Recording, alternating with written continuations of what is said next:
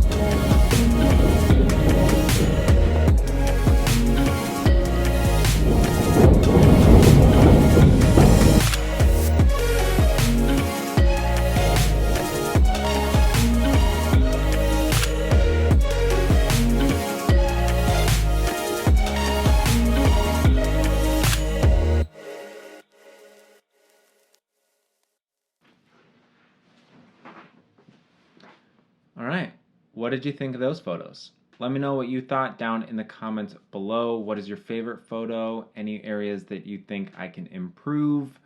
And while you're at it, go ahead and check me out on both Twitter and Instagram at I'm Aaron Ross. I'll be posting some of these photos both on Instagram and Twitter, so make sure and give them some love. Now for me, I think today went okay. I definitely like the vibe of the city, the look and feel of everything, but because we are in a interesting global situation and there's still not a whole lot of people downtown or out and about, it made some of these photos difficult to really come alive. I think they could have used another person or subject of some sort, some more activity in these photos, but that's what we have right now, so that's what we have to work with. Now, while I was out there, I was using the Fuji X-T3 body, and then I was pairing that with both the 35 f2 and the 16 2.8. I switched about halfway through. I'm sure you could figure that out by the field of view of some of those photos. If you liked this type of behind the scenes or point of view video of my street photography, make sure and check out the playlist in the end card, as there are quite a few videos of me doing this out in Chicago and other places around the country. But make sure and give this video a thumbs up, subscribe if you haven't already, and remember to just get started.